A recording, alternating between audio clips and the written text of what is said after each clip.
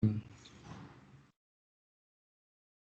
día de hoy vamos a hacer una presentación de Radiology, un nuevo capítulo de imágenes en cáncer. Y el título de este paper, el cual estaremos 10 minutos acompañándolos, se titula el performance o el rendimiento diagnóstico del LIRADS versión 2018 para la evaluación del carcinoma hepatocelular pediátrico. Concomitantemente con este artículo vamos a presentar también o hacer una alusión acerca de el comentario que hace la doctora Harriet Paltiel acerca de este artículo. Muy bien. El propósito o el trasfondo de este paper es tener en cuenta que el LIRADS ha estandarizado de alguna manera la evaluación del carcinoma hepatocelular en adultos, pero no así está establecido en los menores, en los niños. Y el propósito de este paper era evaluar el rendimiento del LIRADS versión 2018 que se ha establecido para los adultos, tratar de establecer digamos, su performance o su rendimiento en el diagnóstico del carcinoma hepatocelular pediátrico. Dentro de los materiales y métodos y dentro de todo el contexto del estudio, es un estudio retrospectivo multicéntrico en varias instituciones de referencia pediátrica, en donde se evaluaron las tomografías de abdomen y pelvis concomitantemente con las resonancias y con el uso en sobre ambos métodos diagnósticos con el uso de medio de contraste. Ese estudio, que fue de manera retrospectiva, se hizo en 5 instituciones norteamericanas durante julio del 2009 a abril del 2019. Entonces fueron 10 años de revisión de estos estudios. Y el grupo de control, que incluyó un número igual de pacientes, que fueron 58 pacientes en total,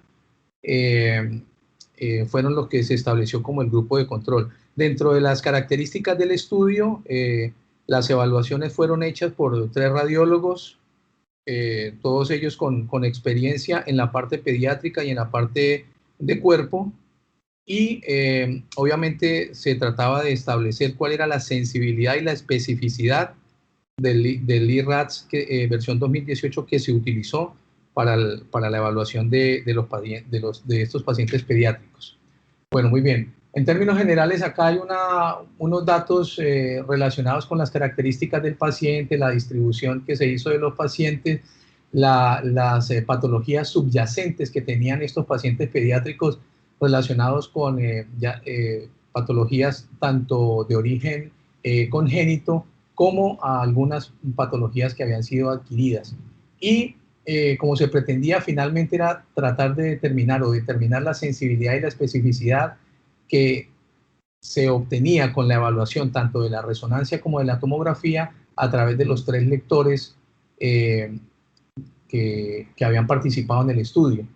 Entonces, dentro de toda esa cohorte de pacientes, que fueron 116, de los cuales 58 presentaban la patología y 58 eran el grupo de control. En términos generales, tanto la sensibilidad como la especificidad osciló entre el 85 y el 88%, y la especificidad entre el 54 y el 70%, teniendo en cuenta en términos generales la comparación que se hizo con el diagnóstico y la comparación que se hacía del LIRADS, que se trató de acoplar de los adultos a este estudio con niños. Si bien es cierto que no hay, digamos, muchos estudios que estén relacionados con carcinoma hepatocelular en niños, amén de que hay que tener en cuenta de que no es digamos, la patología hepática más frecuente o la patología hepática oncológica mucho más frecuente en los niños. ¿Por qué? Porque no es el carcinoma hepatocelular, sino que es el hepatoblastoma, que es el tumor hepático primario maligno más frecuente en la edad pediátrica. Y hay que tener en cuenta que, si bien es cierto que el hepatoblastoma es una enfermedad que se presenta particularmente o se diagnostica en niños menores de 3 años y que es predominantemente en masculinos, solamente representa entre el 1.2 y el 5% de todas las neoplasias pediátricas. Y la incidencia del hepatoblastoma en los niños está entre 0,5 y 1.5 casos por millón de niños menores de 15 años. Entonces, es un dato que debemos tener en cuenta porque lo que se está tratando de establecer en el estudio es si el IRATS que se aplica en adultos tiene alguna aplicabilidad en los niños. Más adelante vamos a hablar obviamente de que hay una discrepancia importante en cuanto al carcinoma hepatocelular de los adultos, que tiene una asociación con otras patologías completamente diferentes, llámese las hepatitis virales, llámese la cirrosis alcohólica, llámese la fibrosis hepática que se puede producir secundaria a procesos cirróticos. Hay que tener en cuenta que para los niños el manejo es diferente. Entonces, como decía emulando, digamos, al profesor Nelson de pediatría, hablaba de que los niños igual no eran adultos en miniatura. Entonces, esa es una situación que nosotros debemos tener en cuenta para este estudio. Clásicamente, el carcinoma hepatocelular en los adultos, obviamente, dentro de sus variantes clásicas, su variante fibrolamelar o su variante hepatocelular no específica, la cirrosis es el factor de riesgo más común para el desarrollo del carcinoma hepatocelular en adultos, ¿ya? Y siempre obviamente se requiere la preexistencia de alguna patología asociada. Para los niños hay que tener en cuenta que debemos incluir la patología congénita, algunas patologías asociadas a trastornos metabólicos hereditarios. La tirosoninemia también está asociada y hay que tener en cuenta otras patologías de órganos vecinos como patología cardíaca y la predisposición genética que algunos niños pueden tener para el cáncer, como puede ser la anemia de Fanconi, que la anemia de Fanconi está relacionada con o asociada por lo menos con la presencia del hepatoblastoma. Bueno, hay que tener en cuenta que, bueno, para este estudio quería primero que todo mostrarles estas imágenes, que es lo que nos compete, mostrar un ejemplo dentro del estudio que se realizó, y esta imagen, lo que estamos viendo acá, es una resonancia que se obtuvo en un equipo de 1.5 Tesla, en el que se evaluó en esta oportunidad una niña de 11 años con antecedente de anemia de Fanconi. Entonces, en estas imágenes que se habían obtenido, ponderadas en este plano, en T2 con saturación grasa, que mostraba una lesión de aproximadamente 5 centímetros que se veía bien delimitada sobre los segmentos, aquí tendríamos el segmento 6 y 7. La lesión en el T1 se ve que es una lesión isointensa con relación al parénquima hepático. Y cuando se aplica el contraste paramagnético, presenta un realce intenso que delimita mucho mejor la lesión. Y una vez se hace, digamos, el lavado, lo que llama la atención con esta imagen es que presenta, bueno, les mostraba acá lo de la aplicación del gadolinio, que mostraba un realce aquí que se veía isointensa en el T1, y cuando se presenta el lavado del contraste paramagnético, se ve un realce periférico en la fase ya venosa y la portal, incluso con una persistencia de ese realce a manera de transición sobre la lesión que estaba localizada particularmente en los segmentos 6 y 7. En este estudio, los 3 radiólogos que participaron, particularmente para este caso, clasificaron la lesión como una categoría LIRADS 5.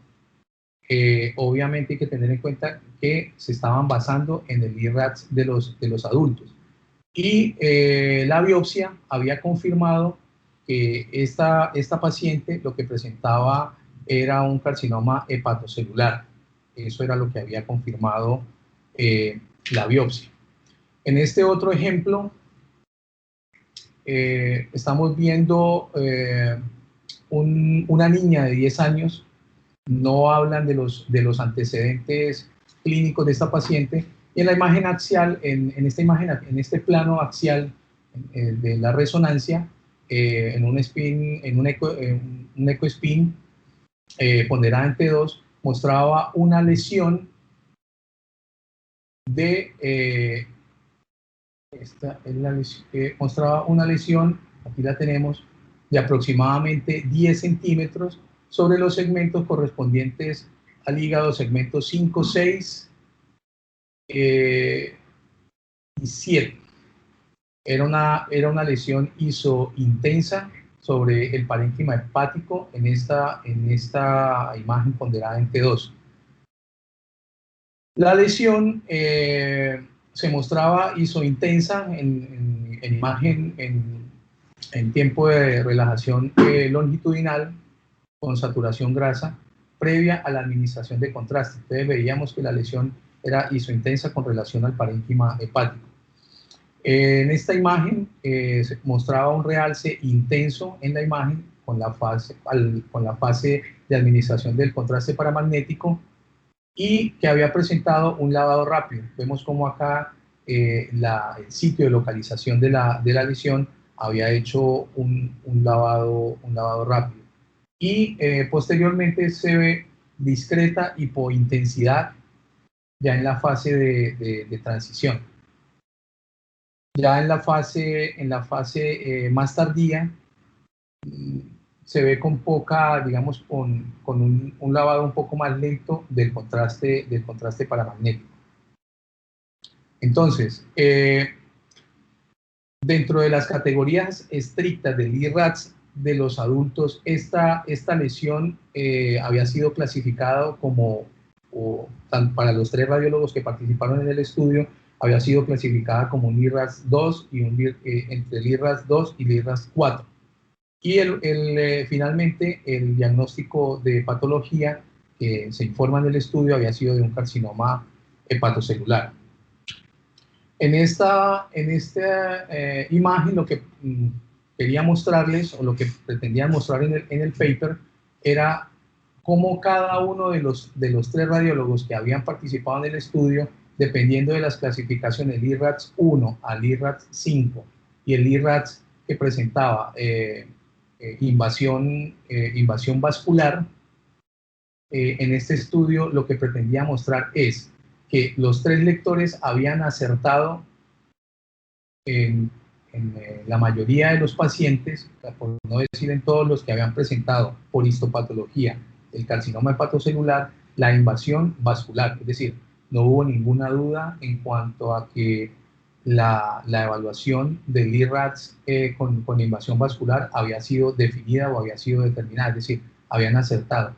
Pero los otros valores del LIRADS del 1 al 5 había tenido una variabilidad, ya que dentro de toda la muestra de los pacientes que habían sido tomados, la distribución de las lesiones hepáticas obviamente tenían una caracterización diferente, y de acuerdo a la categoría o de acuerdo a las características en la categoría de LIRADS 1 a 5 de los adultos, cada uno obviamente iba a tener opiniones diferentes, pero en términos generales el acierto en cuanto al número de pacientes había sido más o menos similar.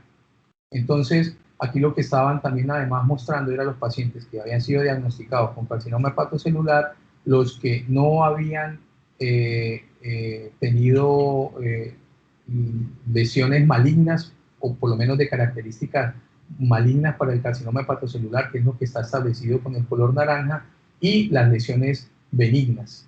Es decir, la que está en gris era todas las lesiones que ellos habían diagnosticado como de características benignas. En este otro ejemplo, es un niño de 14 años sin ningún antecedente que había consultado por dolor abdominal. Se había hecho la tomografía con contraste y en esta adquisición de imagen en el plano axial y en un plano de reconstrucción coronal, ambos en fase arterial, mostraban una lesión hepática infiltrativa. Aquí la vemos, una lesión hepática infiltrativa que concomitantemente, tenemos la lesión, y concomitantemente en esa imagen veíamos que realzaba parcialmente sobre la vena porta, además de que se veía con un incremento de su diámetro, y veíamos acá la lesión infiltrativa que presentaba este paciente. Entonces, este es el ejemplo en el que, basado en esta tabla anterior, ninguno de los radiólogos participantes, por llamarlo de alguna forma, había errado en el sentido de afirmar que tenía una invasión o una invasión tumoral sobre el vaso, en este caso sobre la vena porta. Y la biopsia finalmente condujo al diagnóstico de carcinoma hepatocelular. Aquí en la imagen coronal vemos con las flechas marcadas la dilatación de la porta y que obviamente era una lesión infiltrativa de la lesión que presentaba este paciente. Bueno, en términos generales, lo que se pretendía con el estudio obviamente era ver cuál era el rendimiento o el performance de la clasificación LIRADS de adultos versión 2018.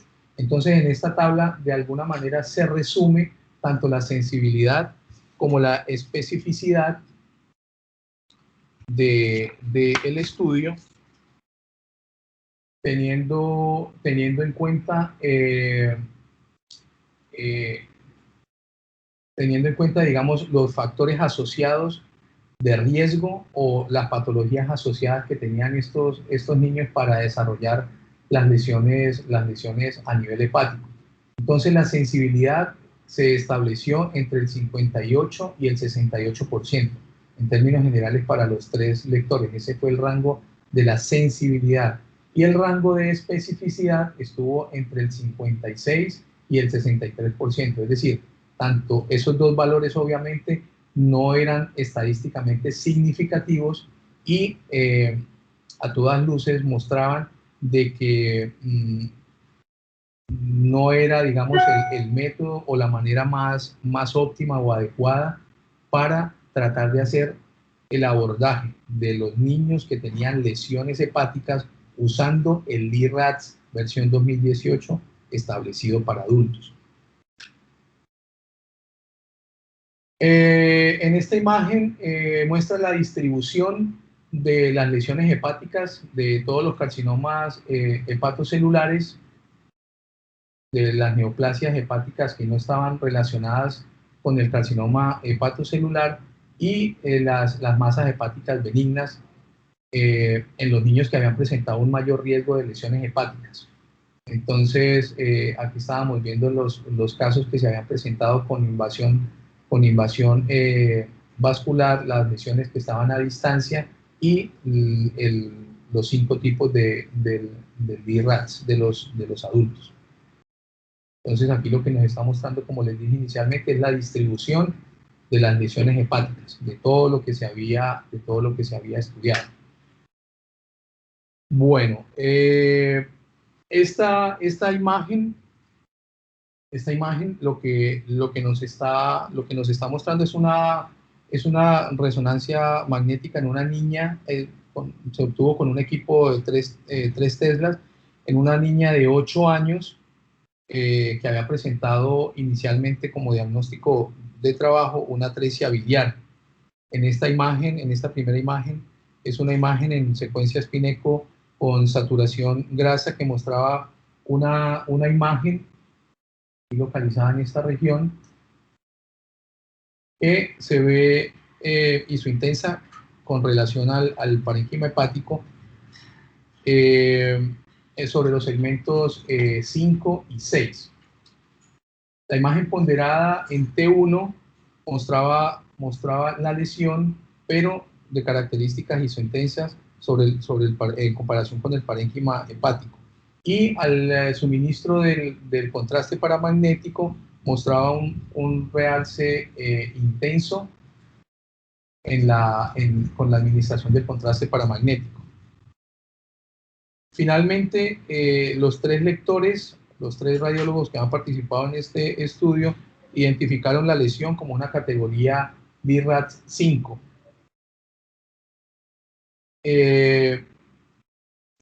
Pero ellos tenían otros datos adicionales a la evaluación de la resonancia, y esos datos adicionales que ellos habían tenido era un dato de laboratorio en el que había mostrado niveles anormales de alfa-fetoproteína. Entonces, digamos que estaban combinando toda la información que tenían de estos pacientes para llegar obviamente a una adecuada caracterización de la patología. Esta tabla lo que nos muestra es la distribución en términos generales de las lesiones más comunes que habían presentado los niños en este estudio. Entonces, tanto los tres lectores habían definido las patologías o la caracterización de esas lesiones hepáticas, teniendo en cuenta si era un hepatocarcinoma, digamos, de características clásicas, si tenía la variante fibrolamelar, si se habían identificado otras lesiones adicionales como nódulos displásicos o nódulos de regeneración, o si habían encontrado incluso lesiones asociadas a una hiperplasia nodular focal. Digamos, esta fue toda la distribución que se había presentado en cuanto a los diferentes momentos en que se adquirieron las imágenes, tanto con la administración del contraste paramagnético y las otras fases en la resonancia. Y obviamente también se había cotejado con la tomografía. Entonces, en conclusión, todo este estudio, teniendo en cuenta las características de sensibilidad y especificidad en esos 10 años, en esas 5 instituciones, con los 56 pacientes, llegaron a la conclusión de que la versión 2018 del BRATS tuvo una sensibilidad moderada y una baja especificidad para el diagnóstico de carcinoma hepatocelular pediátrico. Y que tenía además unas frecuencias bajas de los principales criterios utilizados para el diagnóstico del carcinoma hepatocelular en adultos. Es decir, hubo otros valores, hubo otras frecuencias que se presentó en menor medida. ¿Por qué? Porque la característica del carcinoma hepatocelular en los niños no siempre tiene asociado las mismas patologías que se presentan en el adulto. Es decir, para los niños, dependiendo del grupo de edad, entre los recién nacidos obviamente y los menores y hasta los 15 años, las características de patologías asociadas y la frecuencia con que esas patologías se presentan no es la misma, es obviamente mucho menor. Y no hay que olvidar, porque no es un dato menor, tener en cuenta de que el hepatoblastoma sigue siendo, a pesar de su poca incidencia y el número de casos que se presentan por millón de nacidos vivos, sigue siendo la patología hepática que con mayor frecuencia se presenta en los niños.